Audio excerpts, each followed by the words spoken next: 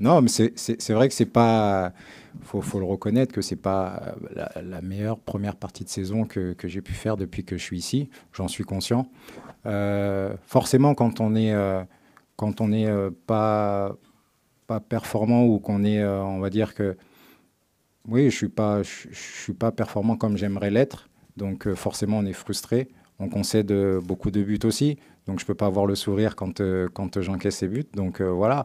Après, comme je l'ai dit, non, c'est pas ne pas être heureux. C'est aussi, on va dire, une prise de conscience de la situation, du match. Donc forcément, sur le terrain, ça se ressent. Maintenant, moi, je suis très, très heureux ici. J'ai la confiance du staff, du président, du directeur sportif, de mes partenaires. Je me sens vraiment, vraiment très, très bien ici. Après, c'est sûr que la situation, j'aimerais qu'on enchaîne plus de résultats positifs et qu'on se retrouve, on se retrouve devant et beaucoup plus serein. Je ne l'ai pas vu, mais on me l'a envoyé, donc je sais. Et bah écoutez, après,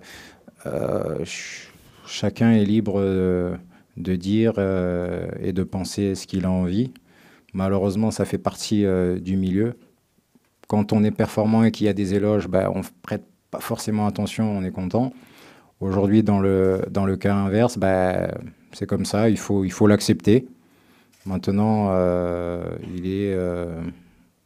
voilà, il dit et il pense ce qu'il veut. Moi, aujourd'hui, encore une fois, je travaille, je fais de mon mieux pour être le plus performant et puis on verra bien. Il conclut par il a peut-être besoin, s'il est OK, de se faire assister d'un psychologue, préparateur mental. Oui, mais après ça, comme je dis, c'est son avis. Personnellement, moi, je le connais pas. Je l'ai croisé une fois ou deux, mais voilà, c'est ce que lui pense.